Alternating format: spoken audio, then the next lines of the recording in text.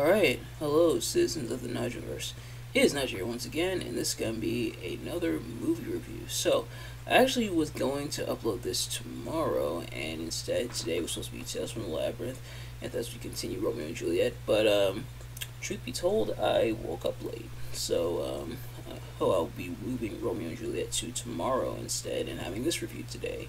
And the reason I was going to have it tomorrow is because tomorrow starts September, which is my birth month. And because September is my birth month, throughout the month of September, I'm going to be doing a lot of stuff related to my childhood and everything.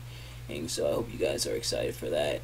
So I guess I decided for today we'd start the party a little bit early. And and this is going to be the start of a series of movies we're going to review for the channel. But, there was a time when superhero movies weren't cool and were kind of lame. And while DC had the Dark Knight trilogy in order to make DC superhero movies again, and Marvel had to rely on a certain wall-crawling webhead who believes in great power and great responsibility. I'm talking about Spider-Man. So, of course, this is the original, the OG trilogy with Tobey Maguire, directed by Sam Raimi.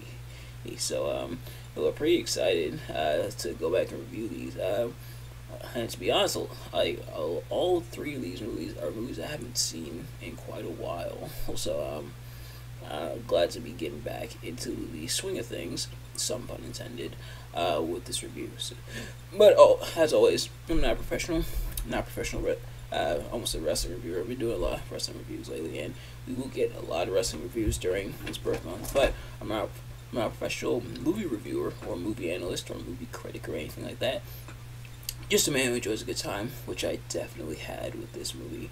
Going back to watch this movie for the first time in a long time was definitely a treat.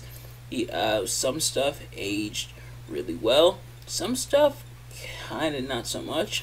But that's how it is with your childhood. Not everything is going to age gracefully. Some stuff is going to age like fine wine, and some stuff is going to age like a nice tall glass of milk. But which one is this? Let's find out. So, for those of you who have seen these reviews before, you kind of already know how this works. For those of you who haven't, let me talk about what I liked and what I disliked about the movie. And starting with what I liked, I feel like, and this I think is why a lot of people love the Sam Raimi Spider-Man trilogy, besides a lot of nostalgia purposes, is that it really captures the essence of Spider-Man, and not just Peter Parker, but Spider-Man. More so Peter Parker, and a lot of the other characters, a lot of the conflicts surrounding him, kind of that whole great power becomes great responsibility. Kind of that feeling of a lot of stuff happening, in both kind of directly and also in a lot of ways indirectly because of Spider-Man. But I think it captures that pretty well and makes for a very good story. Of course, first we see how Peter Parker becomes Spider-Man. We see, of course, Uncle Ben dying because, it's not a Spider-Man movie without it. We see the birth of the Green Goblin, and aka my favorite of Spider-Man's rogues gallery. We see his relationship starting to blossom with Mary Jane Watson and his best friend Harry Osborn. And although both those actually will kind of deteriorate throughout the course of the series, and only some of it will be Peter's fault. But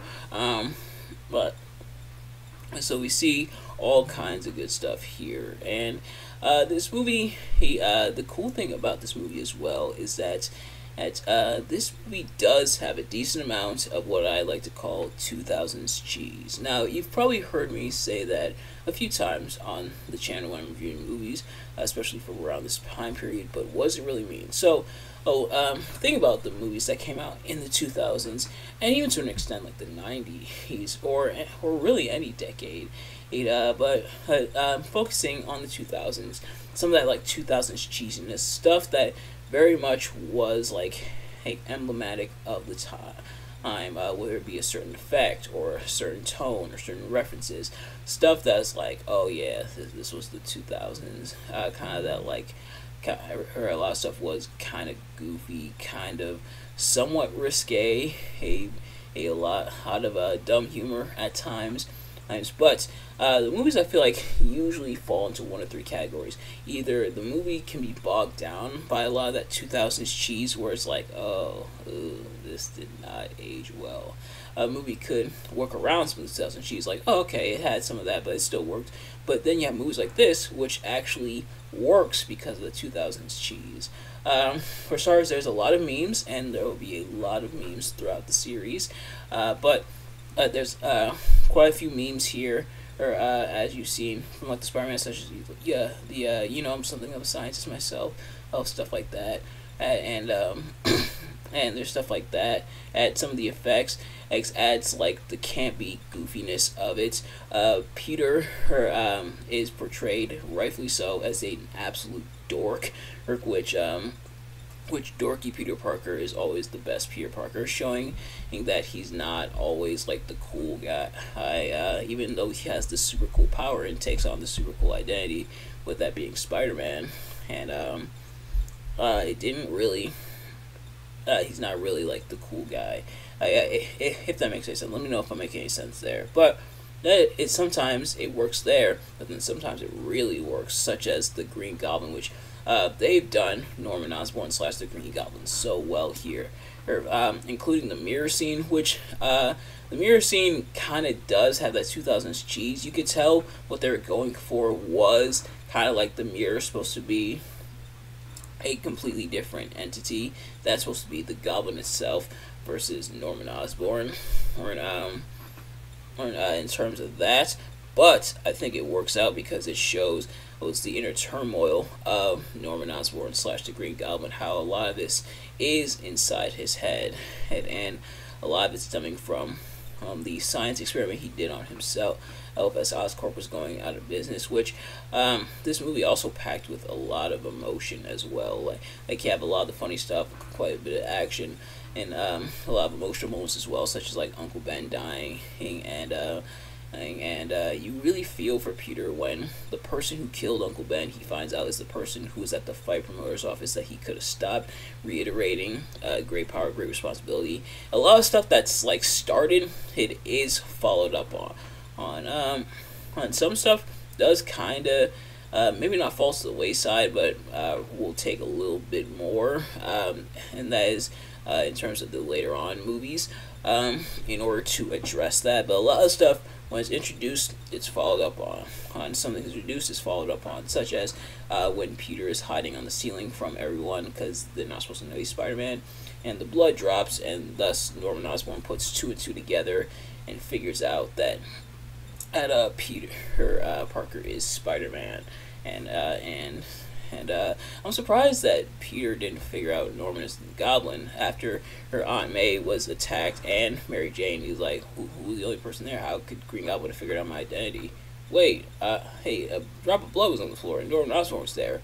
Wait, Norman Osborn. I'm surprised like that didn't cross through Peter's mind, but it crossed through Norman's mind. Like, well, he saw the drop of blood and then he saw Peter bleeding, so Peter actually was sliced open during his battle with the Goblin inside the burning building, and so, he was bleeding there. They were trying to make up a different excuse, but obviously Osborn knew the truth. So, just everything, and I know, again, and what I tend to do with these reviews, unfortunately, is I do tend to go all over the place, and I do apologize, but, yeah, so, all the setup, follow-up is kind of what the movie plays out here, and it helps with the character dynamics. We see the sort of romance blossoming between Mary Jane and Peter Parker, and we'll definitely talk about that, not just in this video, but throughout the entire series, because it's something that does need to be addressed. We see the friendship and tension between Peter and Harry, especially over Mary Jane, and yeah, so just as stuff like that really makes for a fun, fantastic time with this movie, and And for a maiden voyage like this, this was a really good outing for Spider-Man. And of course, we gotta talk about the costumes for Spider-Man. And because this is the 2000s, sadly, Spider-Man doesn't have the moving eyes. He actually wouldn't get like moving eyes like he's supposed to have in the comics until like the MCU did Spider-Man. But otherwise, the costume for the most part does look pretty cool. Like the webbing effect throughout, and the red and the blue, and the Spider logo on the front and back. Like, it is pretty, like, in terms of like comic accuracy, this movie, aside from maybe one or two small little things, is pretty damn close, and that really helps establish that this is a Spider-Man movie. Like, it feels like a Spider-Man movie. It feels like a superhero movie. It's got a lot not just because of like the comedic wit and stuff like that, which Tobey Maguire definitely does pull off here, or whether somewhat intentionally or unintentionally. But yeah. So that design looks really cool. Green Goblin's design almost, like, I know a lot of people are kind of split on Green Goblin's design. Like, a lot of people really like it, a lot of people really don't. For me, I think it looks pretty cool. Like the fact that it's based off like the African masks and everything that Norman Osborn collects, makes that look, like, I think, and like the very ginormous like back part in the head, I think, really he makes it look very dangerous, very scary. He's not quite as grotesque as like maybe Goblin in the comics, but it does look pretty scary for the most part. And it being all green and everything, not having any purple. I probably would have liked to have seen some purple in there, but I think this one works fine. And they did tweak it somewhat for when Green Goblin came back in No Way Home, and I think that one had a decent amount of purple in it, and I think that one had some purple throughout in some parts. I'm just gonna take a look at that real quick.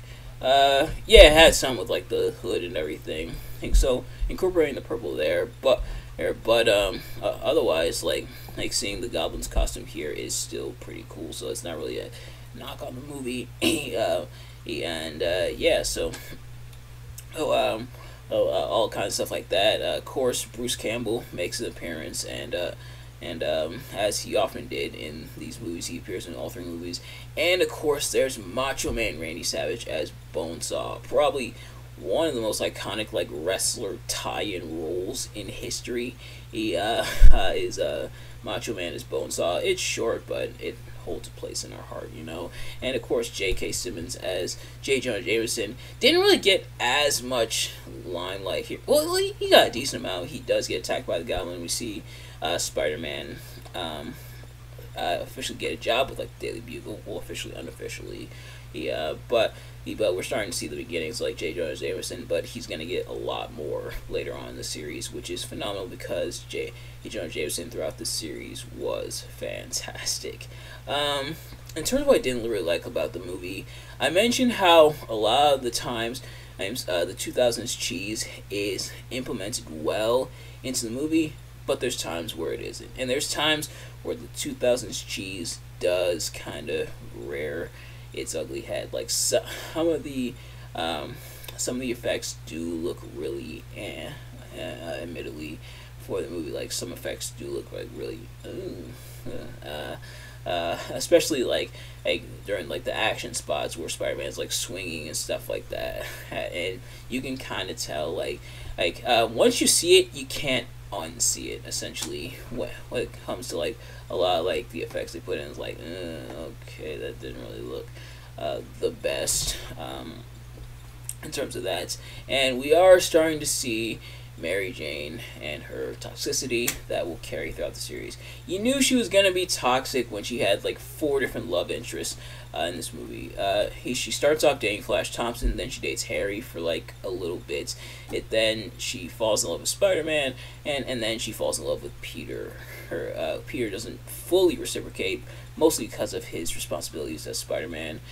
But yeah, so Mary Jane, even from the onset here, she's gonna be a bit problematic. Some of the scenes aren't the best, but otherwise that's not really enough to really ruin the movie. I do recommend checking it out. Is still a lot of fun, and I'm not just talking about that in terms of nostalgia for me, but it is still a pretty fun watch. So, oh yeah, so the birthday month is now fully in effect here in the Nigelverse. So, oh yeah, so well, happy early birthday for me. My birthday's actually not until the 7th, and I do have a very special video on that day. But nevertheless, that's going to do it for this movie review. Thank you all so much for watching. I hope you enjoyed. If you did, please do me a favor: like, comment, subscribe, share it with your friends, turn on post notifications so you know every time I upload a video, so you can see as soon as it drops. Let me know in the comments below your thoughts on the movie and my review. Did you like to like the movie? Did you like to like my review of the movie? Let me know. Thank you all so much for watching. I will see you guys later. Peace.